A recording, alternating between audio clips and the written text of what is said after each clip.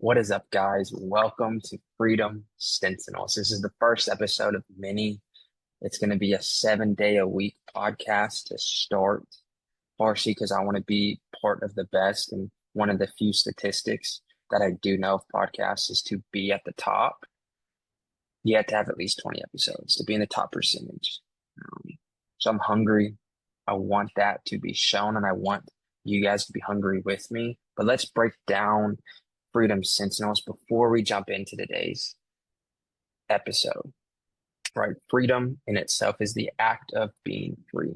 My mission for life is to create personal and financial freedom to shape opportunities in order to mold others. And how do we do this? Really, really simple. We start with the personal and financial freedom. And why I say personal and financial, because I believe they're intertwined, but they're two separate things. Because you can have a family that is financially free, and you can have a person, a single individual that's financially free. But it also starts with personal. So personal freedom is finding identity, finding your confidence, building your confidence, and many, many more things. But we have to find personal freedom and our own financial freedom in order to shape opportunities, in order to mold others. So we have to start with ourselves to then give it to another. That is what Freedom Sentinels is about. But to even go a little bit further, Sentinels is someone that stands watch, someone that guards. So Freedom Sentinels is all about guarding freedom, and we cannot guard what we do not have. So that's where finding it is so important for yourself to then give to others and then guard it because you understand it. That is what we're here to do.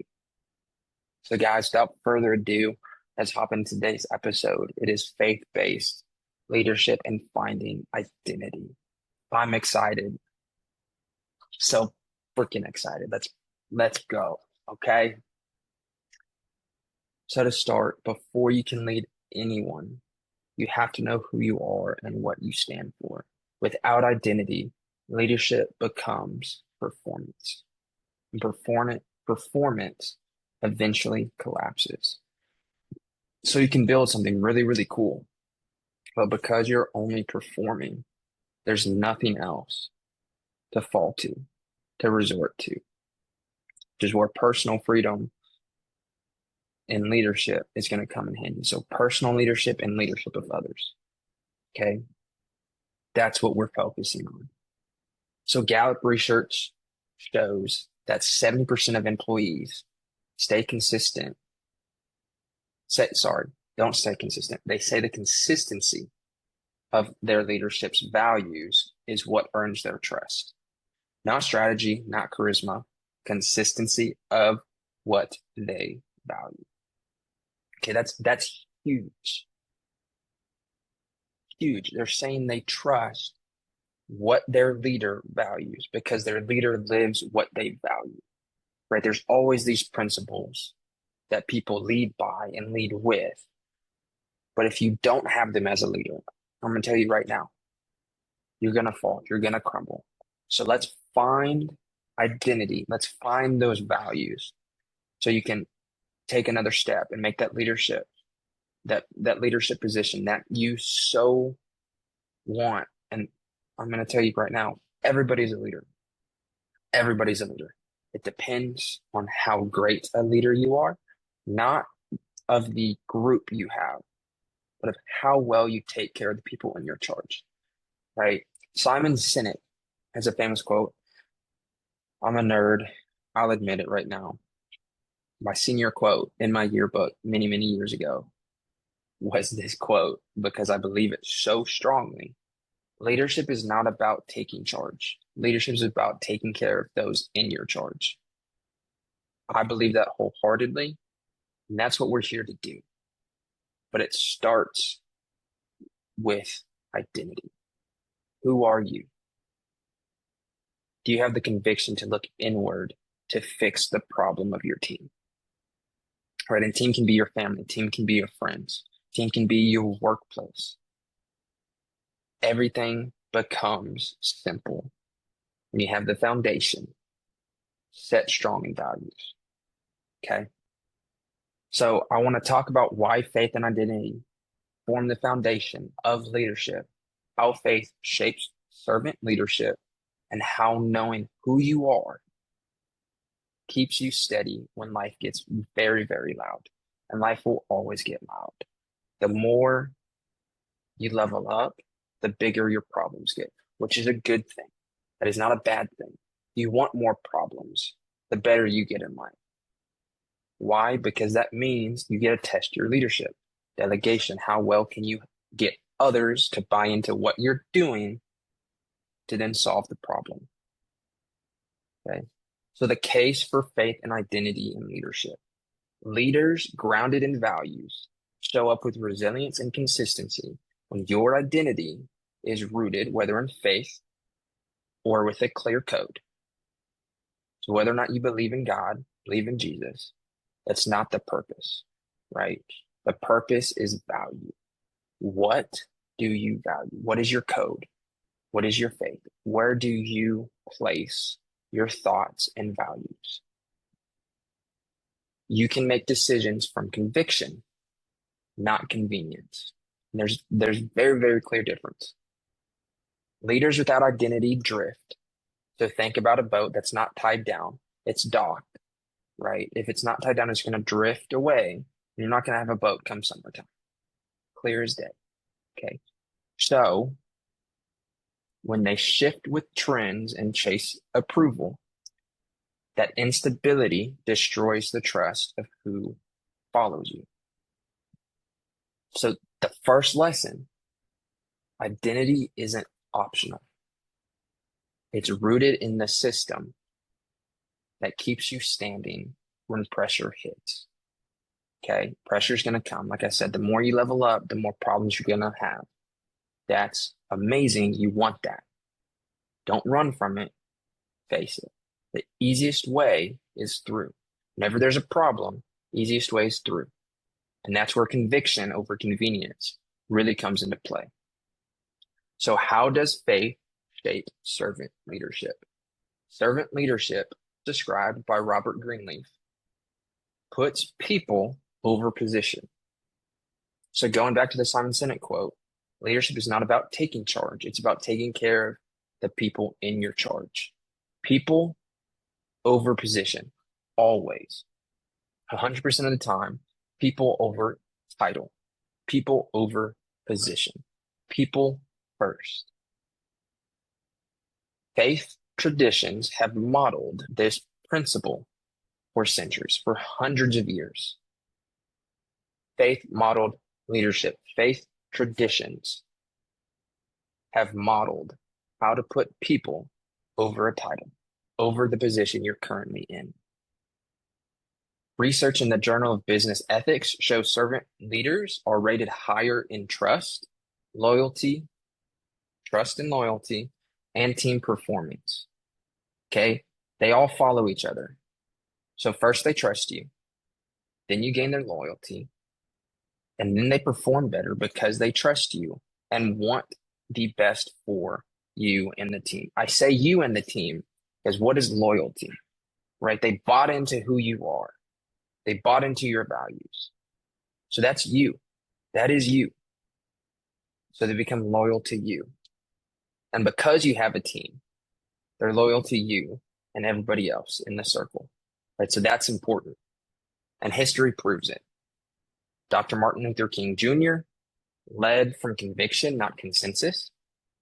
He once said a genuine leader is not a searcher for consensus, but a modeler of consensus. Mother Teresa, she didn't yield authority through titles. Her power was faith in action, serving the poor when no one else would. Okay. That's huge. That's huge. So that lesson number 2, this key point. So if you're not taking notes, I encourage you to, right? So lesson 1, if you didn't write it down, is identity isn't optional. It's rooted in the system you stand on when pressure hits. That's lesson 1. So lesson 2 that we need to really take hold on. Faith humbles leaders and reorients power towards people. That's influence that outlasts spotlight. So when the lights turn off, when the lights are not on you, we live in a culture that cancels. How will you lead when bad things happen to you or to your team, right? It humbles you. Faith will humble you. You have to serve. Who you are is greater than what you do. Okay? Titles and achievements expire, character doesn't. The famous quote, I'm going to paraphrase, you bring nothing with you when you die. Money's left behind. Your house is left behind. Everything is left behind when you perish. Your character, the legacy you build, won't. That's huge. Leaders with strong identity. Clarity shows less burnout and higher long-term effectiveness. That's not a theory. It's data from organizational psychological studies. Okay. So strong identity, clarity. So if you know who you are, you can present that to others. That clarity shows less burnout and has a higher long-term effectiveness. So when we think in the future, where do I want to be? Where do I want my team to be? Where do I want my people to be? The identity you have that you can speak, this is who I am, this is who I'm with, and this is what we believe. It's going to be less burnout, and you're going to have higher effectiveness for what you're going towards. Okay. Let's look at General James Mattis. His nickname was the Warrior Monk. He was respected not only for his strategy, but also his unwavering principles. His identity was rooted so deeply that whether he wore the title of general or Secretary of Defense, his leadership remained the same. Okay. So lesson 3, takeaway 3, leadership isn't a role you wear. It's a person you are. It's the person you are. I'm going to change that. It's the person because there's only one of you, which is fantastic. It can't be replicated. So the person you are is your leadership. It's not a title. It's not a role. It's who you are. Overcoming the identity crisis. This is something I have struggled with. This is something I'm learning. This is something I'm going through. I'm reshaping. You can even say rebranding to a better identity because I'm building. So I want to share this with you because I'm working on it as well. And this is huge. There's 3 common barriers. External pressure. So the people pleasing. It's easy, solution driven. Decide your top 3 values and then veto the rest. So pick 3 things that you value so deeply. Everything else is a no. And if you want to make a list of many, many things, many, many values, do so. And then cross them out because it's easier to say no than it is to say yes. So if you're stuck thinking, well, what are the 3? What really matters? As you start making that list, you're going to start to see, more than likely, you're going to have 3 big values, and then everything else is umbrellaed under them because they can fit into one of the 3. It's easy. I promise you, if you do it, you put it on paper, not only will you remember your values, but now you have something written that you can look at and say, this is what I believe. So when a difficult decision comes into play, look at those 3 values. Does it fit? If it's outside of those 3 values, you say no. So again, looking at my mission statement, create freedom, shape opportunity, mold others.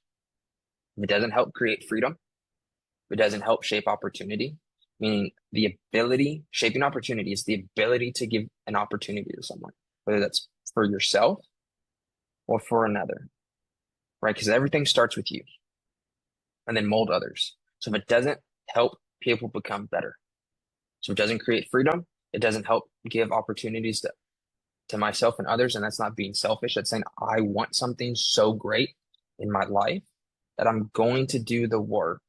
I'm going to find the opportunity to then help others. So those are my three. Now there's umbrellas to it, but those are my three. Does it create freedom? Does it shape opportunity? And does it help better others? Does it help mold others? Comparison, measuring your calling against another. Okay, you can look at this as a scale.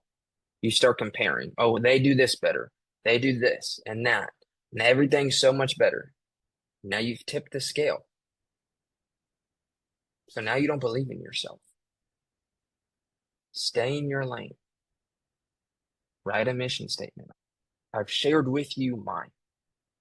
Okay. I want to create personal and financial freedom in order to shape opportunity, in order to make others better, to mold others. Okay. Simple.